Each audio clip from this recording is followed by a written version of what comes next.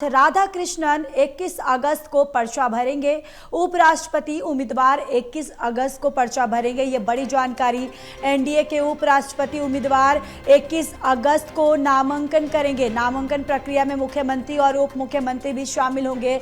इससे पहले 20 अगस्त को एनडीए की डिनर पार्टी होगी और 9 सितंबर को उपराष्ट्रपति का चुनाव होने वाला है। तो ये बड़ी जानकारी आप तक साझा कर रहे हैं, जहां पर आपको बताते चले कि राधा कृष्णन 21 अगस्त को पर्चा भरेंगे और उपराष्ट्रपति उम्मीदवार 21 अगस्त को पर्चा भरने के साथ ही एनडीए के उपराष्ट्रपति उम्मीदवार 21 अगस्त को नामांकन करेंगे और इसके साथ ही नामांकन प्रक्रिया में मुख्यमंत्री और उप मुख्यमंत्री भी शामिल होंगे। इससे पहले 20 अगस्त को एनडीए की डिनर पार्टी होगी। 9 सितंबर को उपराष्ट्रपति पद का चुनाव होने वाला है। तो पूर्व उपराष्ट्रपति जगदीप धनखड़ के इस्तीफे के बाद ये सीट जो थी उपराष्ट्रपति पद की ये खाली थी, जिसके बाद अब इसका चुनाव होने जा रहा है, जहां राधा कृष्णन 21 अगस्त को पर्चा भरेंगे। एनडीए के उम्मीदवार बनाए गए हैं, जहां उपराष्ट्रपति पद के लिए 21 अगस्त को पर्चा भरेंगे। इसके बाद ही आपको ये भी बताते चले एनडीए के उपराष्ट्रपति उम्मीदवार 21 अगस्त को भरेंगे नामांकन।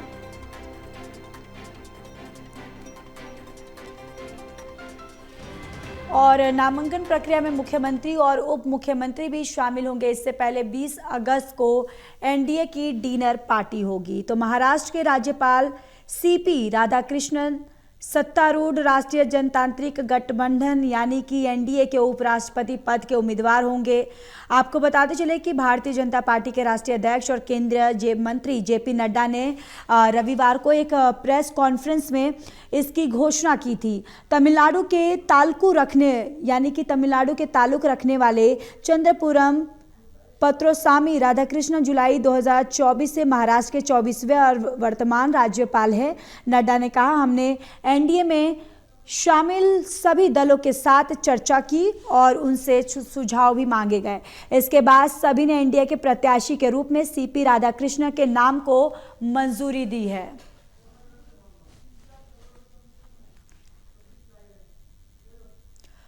और चलिए इसी खबर पर ज़्यादा जानकारी के साथ एसोसिएट एडिटर प्रदीप कुमार हमारे साथ बन गए हैं। प्रदीप, राधाकृष्णन 21 अगस्त को पर्चा भरेंगे, इसको लेकर क्या कुछ जानकारी है? नामांकन की प्रक्रिया कब शुरू होगी?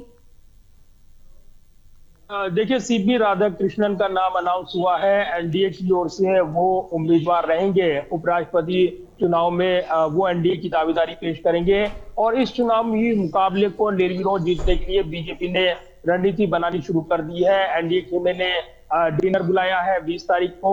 इसके अलावा एनडीए शासित राज्यों के मुख्यमंत्री उप मुख्यमंत्री भी इस डिनर पार्टी में शामिल रहेंगे और ठीक अगले दिन यानी 21 तारीख को जब नामांकन का दिन रहेगा तो ये शक्ति प्रदर्शन भी होगा। एनडीए का एक संयुक्त शक्ति प्रदर्शन के जरिए एक मैसेज दिया जाएगा। साथ ही सर्वानुमति बनाने की कोशिश, निर्विरोध जिताने की कोशिश एनडीए पाले की ओर से की जा रही है और एनडीए ने अपने उम्मीदवार को लेकर जो रणनीति यहाँ पर बनाई है, सीधे तौर पर एकजुटता को लेकर और ये मैसेज देते हुए कि सर्वानुमति बनाई जा सके, इसको लेकर कोशिश की जाएगी। अभी यहाँ पर विपक्ष की रणनीति पर निगाहें लगी हैं।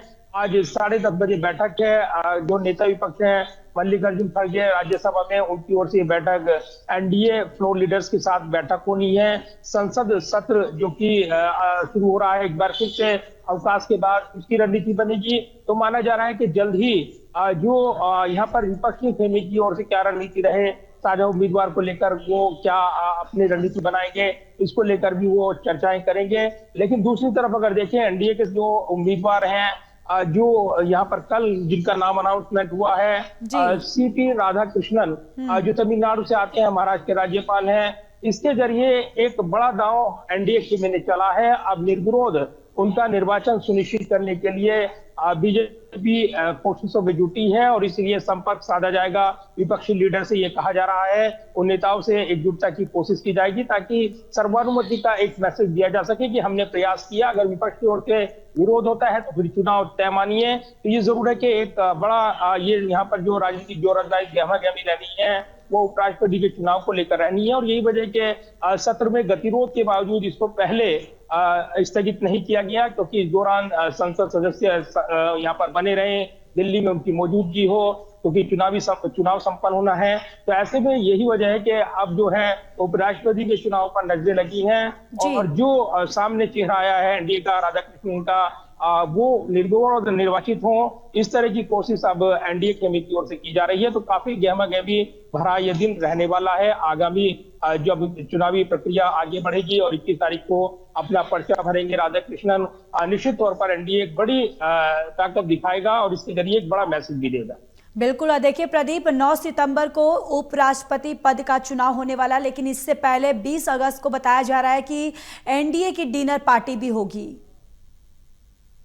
देखिए एनडीए की डिनर पार्टी जो होनी है वो काफी महत्वपूर्ण रहनी है, क्योंकि इसके जरिए एक एकजुटता और खासतौर से जो यहाँ पर मौजूद रहेंगे मुख्यमंत्री, उप मुख्यमंत्री और एनडीए के नेता, उनके साथ साझा रणनीति पर चर्चा, प्रधानमंत्री की मौजूदगी, तो एक निर्विरोध निर्वाचन सुनिश्चित करने की कोशिश जो यहाँ पर की जा रही है, उसमें विपक्षी के नेताओं से संपर्क साधा जा रहा है। जानकारी मिल रही है कि जो रक्षा मंत्री राजनाथ सिंह है वो विपक्षी नेताओं के संपर्क में इस मुद्दे को लेकर हैं और इसको लेकर अधिकृत भी किया गया था पार्टी की ओर से। जेपी नड्डा की ओर से भी ये बयान आया कि जो कि राज्यसभा में नेता सदन है, केंद्र में मंत्री है, बीजेपी अध्यक्ष हैं, कि निर्विरोध के लिए, उनका सर्वानुमति बनाने के लिए प्रयास जारी है। तो ये बयान ही अपने आप में दिखाता है कि कहीं ना कहीं विपक्षी नेताओं से संपर्क इस मुद्दे पर साधा जाएगा, उनसे समर्थन दिया जाएगा, ताकि उपराष्ट्रपति का चुनाव एक सर्वानुमति के साथ हो सके। और कहीं ना कहीं इसके जरिए एक एनडीए की कोशिश रहेगी कि जो उपराष्ट्रपति चुना जाए उसका सभी दलों को समर्थन प्राप्त हो। और ऐसे में अलग अलग दलों की प्रतिक्रियाएं भी देखने को मिल रही है। संजय राउत का बयान आया है, जो उद्धव ठाकरे के सांसद हैं, कि एक अच्छे उम्मीदवार है राधाकृष्णन, ये उन्होंने बयान दिया है। तो कहीं ना कहीं ये कोशिशें की जा रही है कि इस पर एक सर्वानुमति बने। लेकिन विपक्ष की असली रणनीति क्या होगी? अभी तक तो सूत्र दावा कर रहे हैं कि एक साझा उम्मीदवार पर विपक्ष जरूर चर्चा कर रहा है, लेकिन चूंकि कल ही नाम अनाउंस हुआ है राधाकृष्णन का, ऐसे में अब निगाहें हैं कि विपक्ष की आगे की रणनीति क्या होगी। उसी से तस्वीर साफ होगी कि विपक्ष साझा उम्मीदवार देगा या फिर समर्थन देने की गुंजाइश कम नजर आती है, क्योंकि आगामी बिहार चुनाव है। और ऐसे में जब दक्षिण तक कार्ड यहाँ पर कहा जा रहा है राधाकृष्णन को लाकर बीजेपी एनडीए ने खेला है, तो बिहार से कोई चेहरा सामने ला सकती है। यहाँ पर विपक्षी गठजोड़ की पार्टियां इस तरह के सूत्र दावा कर रहे हैं। तो एक नया घमासान इस मुद्दे पर देखने को मिल सकता है। बिल्कुल, नया घमासान इस मुद्दे पर देखने को भी मिल सकता है। और इसके साथ ही 9 सितंबर के दिन जब ये चुनाव होगा, सभी की निगाहें जो है इस पर बनी रहेंगी। चलिए प्रदीप, आप बने रहिए, मैं लौटूंगी।